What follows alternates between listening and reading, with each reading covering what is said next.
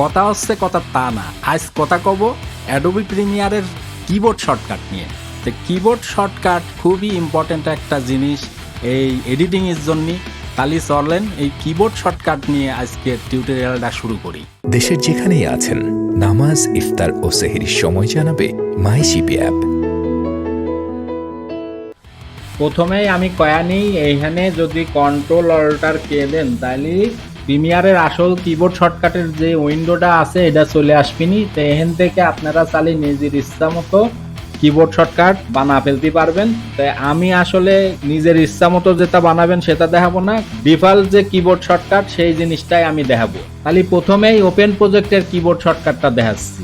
Control ও দিলেই এটার প্রজেক্টটা আপনি জেনে থাকতে দিয়ে ওপেন দিলেই প্রজেক্ট ওপেন হয়ে যাবে। আবার বিনে যদি কোনো ফাইল নিতে চান তাহলে পরে কন্ট্রোল আই দিতে হবে। কন্ট্রোল আই দিয়ে আপনার যেসব ফাইল বিনে নেওয়া দরকার ওপেন দিলেই এই যে বিনের মধ্যে চলে আসবে।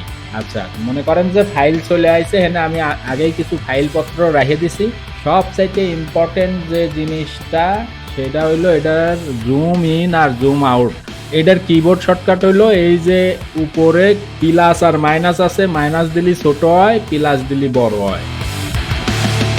ভিতে সিলেকশন আসে, ভিতে সিলেকশন মানে যে কোনো কিছু সিলেক্ট করার জন্য এই যে আপনি দৌড়ে সিলেক্ট করে ফেলতে পারবেন। এটা হলো সিলেকশন ফরওয়ার্ড টুল। এই টুলটা কামে লাগে ফুটেজ টুটেজ এদিক ওদিক করার জন্যে। তো এটা শর্টকাট হইলো এ। শিফট এ দিলে কিন্তু এইদিকে দেখছেন মাথাটা ঘুরে গেছে। রিপোল ডিলিট এডিট, এটা হলো বি দিলে এই শর্টকাটটা আসে। এই যে এইদিকে যদি কমানোর দরকার হয় কমে যাবি, আবার এদিক যদি ধরে টান দেন তাইলে ওইদিকে শর্ট হয়ে যাবি, আবার মাঝখানে জায়গাটা পূরণ হয়ে যাবে। এরপর আর একটা খুবই ইম্পর্টেন্ট শর্টকাট, সেটা হলো রেজর টুল। এই যে রেজর টুল, এটা সি দিলে, এই যে সি দিলে এই টুলটা আসে, তারপরে জেনে খুশি কাটা যায়। এটা হলো পেন টুল। এই পেন টুলটা যে কোনো এই যে কি ফ্রেম ধরার জন্য কামে লাগে, বিশেষ করে অডিও আবার ভিডিওরও যদি কোনো কি ফ্রেম আপনারা ছোট বড় করতে চান বা আপ ডাউন করতে চান এই শর্টকাটটা কামে লাগে। এখানে আরেকটা শর্টকাট দেখতেছেন হ্যান্ড টুল, এইচ দিলে আসে। এই যে এইচ দিলে এই টুলটাও খুব কামের এদিক ওদিক নেওয়ার জন্যে। আর একটা আছে জুম টুল, ওই যে প্লাস মাইনাসের মতোই, এই জেড দিলে এই টুলটা আসে, এই যে বড় হয়ে যায়। আবার অলটা দৌড়ে যদি আবার গুতা দেন তাহলে এটা সব ছোট হয়ে যায়। আর একটা শর্টকাট আছে, মনে করেন যে এই সবগুলো ফাইল আপনি ফেলা দেবেন, ডিলিট দিলে তো মাঝখানে জায়গাটা খালি থেকে যায়। তো এইখানে আপনি যদি এই সব সিলেক্ট করে শিফট ডিলিট দেন তাহলে পড়ে যাবি, আবার মাঝখানের জায়গাটা গ্যাপটা পূরণ হয়ে যাবে।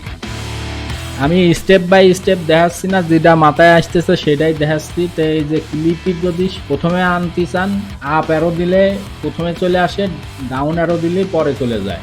আবার এটা যদি এক ফ্রেম করে আগাতে চান তাহলে রাইট অ্যারো এক ফ্রেম করে এই যে এমনি করে আগাতে পারবেন। আবার পিছাতে চান তাহলে এই যে লেফট অ্যারো এদিকে দিলেই এক ফ্রেম করে আগাবি। কখনো কখনো প্রয়োজন হয় যে 5 ফ্রেম করে যাবেন, তাহলে শিপটা ধরে যদি ডান অ্যারো দেন তাইলে পরে এই যে এরকম করে 5 ফ্রেম করে আগাবি।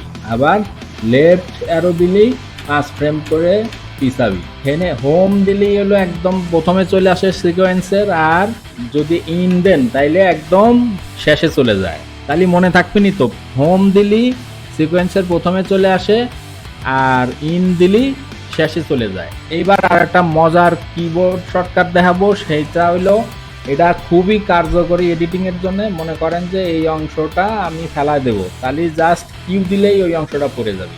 আবার এখানে কার্সর নিয়ে যদি ডান সাইড টু ফেলা দিতে চান তাহলে ডব্লিউ দিলেই পড়ে যায়।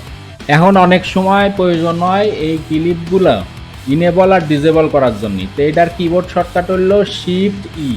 এটা শিফট ই দিলে একবার ডিসেবল হবে, আবার যদি দেন তাহলে ইনেবল হয়ে যাবে। ক্লিপগুলো স্লাইস করার জন্য যে কিবোর্ড শর্টকাটটা ইউজ করতে হয় সেটা হলো কন্ট্রোল কে। এই যে কন্ট্রোল কে দিয়ে আপনি যদি সব সিলেক্ট করে রাখেন তাহলে সব কেটে যাবে, একটা সিলেক্ট করলে একটা কাটবি। অডিও গেনের জন্য যদি আপনি শর্টকাট চান তাহলে এটা জি দিলেই অডিও গেন। এই যে অডিও যদি আমি 10% বাড়াই দিতে চাই, ওই দেখেন অডিও গেন অনেক বেড়ে গেছে। এই কিটাও খুব কাজে লাগে। দেখেন অডিও আর ভিডিও একসাথে আছে, এইটারে যদি আলাদা করতে চান তাহলে পরে কন্ট্রোল এল দিলেই দেখেন আলাদা হয়ে গেছে অডিও আর ভিডিও। আপনার অডিও যদি না লাগে ফেলা দেবেন, আবার যদি ভিডিও না লাগে তাহলে ভিডিও ফেলা দেবেন। এবার আর একটা কিবোর্ড শর্টকাট দেখাচ্ছি, এটা খুবই কামের। সেটা হইলো এই ভিডিওর স্পিড বাড়ানো কমানো। তো এইটার জন্য কন্ট্রোল আর যদি চাপেন তাহলে এই স্পিড বারটা আসবে। তখন যদি আমি 50% দিই দেখেন এটা স্লো হয়ে গেছে। যদি ফাস্ট করার দরকার হয় কন্ট্রোল আর দিবেন, আবার এটা 500% দিই, এই যে একদম ছোট হয়ে গেছে। কখনো কখনো এই সব ক্লিপের গ্রুপ করার প্রয়োজন হয়, তে আপনি যা যা গ্রুপ করতে চান সিলেক্ট করে কন্ট্রোল জি দিলেই গ্রুপ হয়ে যায়। এটারে আনগ্রুপ করতে চাইলেই কন্ট্রোল শিফট জি দিতে হবে।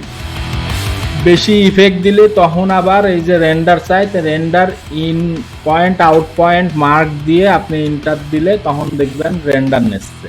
এরপর ডিজলভ ইফেক্টটা খুবই আমাদের প্রয়োজন হয়। তো এই ডিজলভটা বসানোর ক্ষেত্রে শর্টকাট হলো কন্ট্রোল ডি। এই যে মাঝখানে দিয়ে যদি আপনি কন্ট্রোল ডি দেন তাহলেই দেখবেন সব যে ইফেক্ট করে গেছে।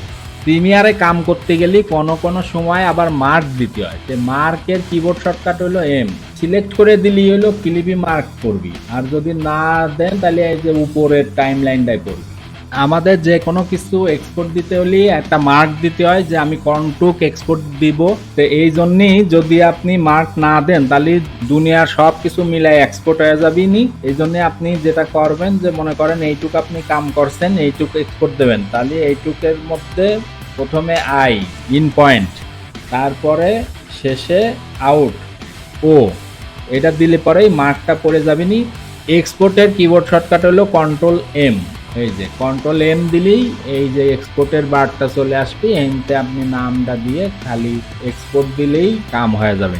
কথা হচ্ছে আজকের কথা কিন্তু হেনেই শেষ। আশা করতেছি ফাইন লাগছে আজকের টিউটোরিয়ালটা। তাহলে পরে একটু সাবস্ক্রাইবার না করলে করে ফেলেন, আর শেয়ার টেয়ার একটু মাইরেন। আজকের মতো টাটা, খুদা হাফেজ, ভালো থাকবেন।